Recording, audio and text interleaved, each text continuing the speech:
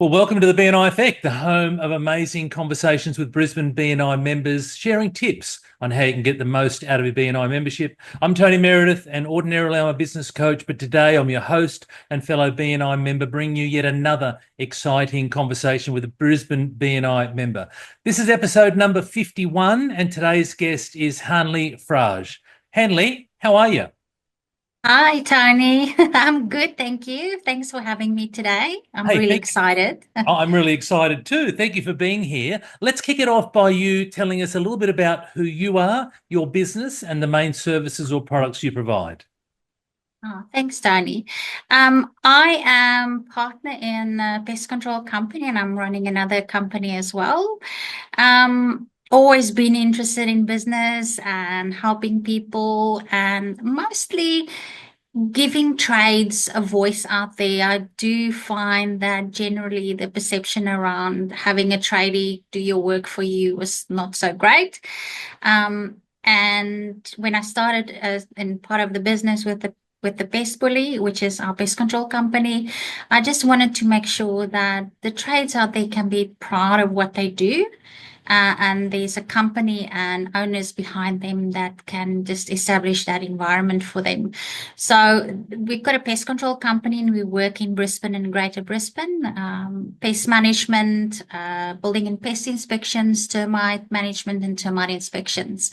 And we also do have certification in HACCP, which is just globally recognized certification for us to go and help with the food processing plants. And maybe give an example is if you do have a product that you supply to a Woolworths or the Coles, we can go on the back end and pretty much just establish some risk management procedures to make sure that the integrity of that product when it gets to the end user ticks all the boxes for everybody. Excellent. And so you talk about a voice on behalf of the tradies. What does that mean? I mean, how do you do that, Hanley?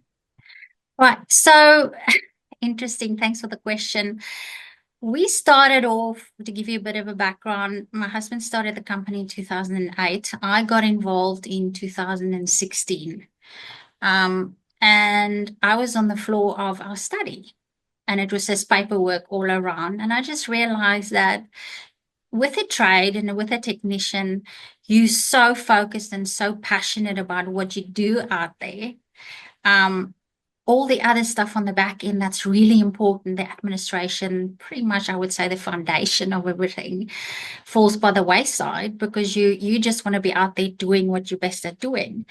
And I was taking a bit of a hiatus from corporate and that, and true to self, I cannot sit still for very long. I was just speaking and going, what are you doing? What's happening? And of course, one thing led to the other. And I just realized that first and foremost, I wanted to give him something to be proud of, where the client at the end can say, I really like this person. They are doing the right thing by me. There's integrity. They actually talk to me and explain things, which was not very often known in the trade industry. So I just got involved and setting up those processes and procedures and a fair bit of training with our team as well, just in terms of making sure that we actually talk to our clients, listen to what their needs are, and then on the back end of it, have the systems in place to make it easy for the client to do business with us, and also solving their problems, and it makes the outcome be 100% what they want. And do you have a team or do you franchise your business, Hanley? So we do have a team of tradies out there, and we have an office as well with our team and the offices are looking after everything and everybody, just making sure that we do the right thing by everybody here. So, and it's great to one of our values in the team is family. So for us, it's our clients become our friends and our family, to just establish that long-term relationships with everybody and that care, that care factor. But a family member may be sick or your dog is not feeling so well, you're turning at the vet. Those are normal important things that we want to make sure that we just recognize that for our clients as well. How and when were you introduced to BNI, and what made you decide to join, Hanlie? I was introduced around about 2022. Now, Ozzy, my partner in the business, my husband, got involved in BNI in 2009 already. So that's a long journey for him. And of course, when I got involved in the business, it was 2022 in a different chapter to where we're at now. But it was literally just, okay, how can we build those relationships with like-minded people? Getting myself out there, finding out about what other businesses do, and then also just understanding what BNI is all about for me. Yes. So that was a great journey, the start of it. And I don't think I'll ever leave it, to be honest. It's the friendships that I've established it's long term. It's just like-minded people. We can chat about things.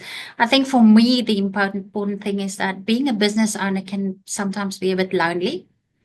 And when you surround yourself with like-minded people, there's people that can relate and understand what you're going through, and that support that they bring to the table as well.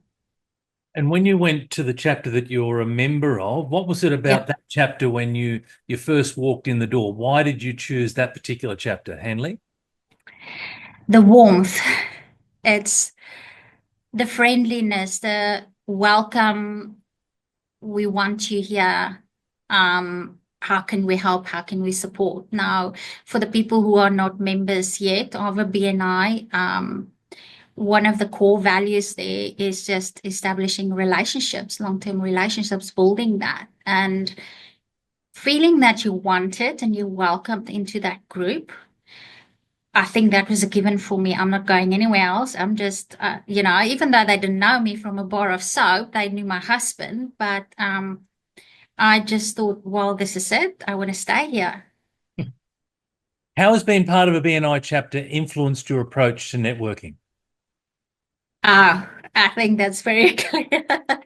I'm actually an introvert, believe it or not. And first of all, the accountability to be there every Wednesday, showing up, not only for myself, but for other people because they expect it of me. That's one of the core values as well. I'm there, I'm showing up. I'm that consistency in terms of what I'm doing, whether I feel like it or not. I'm there. I'm doing the right thing. The second thing is that how can I serve these people? How can I support their businesses? How can I make it easier for them to succeed in what they do? Knowing and understanding what they're going through as business owners. That is the second thing for me. The third thing was definitely being able to talk to people, standing up. And I think that's probably one of the fears that we have as people is standing up in front of a group of people and talk. Because you're so scared they're going to laugh at you or ridicule you, forget your words and, not saying the right thing. And that just helped me tremendously in terms of who I am as a person, building confidence, but then also just reading the room and just, I'm okay. It's okay to make a mistake. It's okay just to be who I am. I think that's so invaluable that I've learned through the BNI connections and being part of this group. As an introvert, how were you able to get over your introversion, in regards to BNI? Because like you said, I mean, you've got to speak twice a week, you've got to get up there, etc. So how were you able to get through that? Oh, good question. You know what? An introvert, I think, for people who listen and can relate to this, is you usually play things in your brain over and over and over, and then maybe just go and check it again, and then go check it again, and then, rewrite. And I think ultimately for me, it was just jump in and do it. Because it's a group that's so forgiving, and accepting of who we are as people, it was easy to do. I cannot explain it other way. So you're in a safe space, is what you're saying. You're in a safe That's space, right. and Yes. you know what? You knew that you had to lean into the fears and anxieties that you had because you wanted to be able to promote your business, but you're also in the company of people who are incredibly supportive of you and your journey. Absolutely. Very good. How do you measure your success of your participation in BNI, Hanlie? So we originally got involved in this specific group to expand our reach on the northern side of Brisbane with our company. And I'm very happy to say that we increased our clientele by about 40%. Since, and that to me is a huge yes for me. It's a no-brainer. Commercially just very viable to do that. And I will, encourage anybody else to, if you want to expand your business, build those long-term relationships, get to know people, and do the right thing, and the rest will come by itself. How has your business evolved since joining BNI, and what role has networking played in that growth, Hanlie? In terms of evolving, I would say we're definitely building those long-term relationships with like-minded business owners. We want to, and that's one of our feature goals as well, is expand a little bit more on the commercial side of things, just because of the HACCP certification and that kind of thing that we have. So yeah, definitely this is a great opportunity, not only locally, but we are reaching clients from other states as well, that through the networking group and the options that we have available, we can contact BNI members in other states just to support and help and exchange business that way as well. So we're excited to, even in Sydney, where we have people reaching out to us and say, hey, we need something done here in Queensland. Can you help? And that's a valuable resource for us to have. What advice would you give to new BNI members to make the most out of their membership? I think probably get to know BNI and how it works, get a great understanding of it, and then also reach out to people, make sure that you get to know them, why they're passionate about their business, and how they operate. I think that will be the two key factors for me in terms of advice for new members. And what's next for your business? Have you got any exciting projects or plans on the horizon?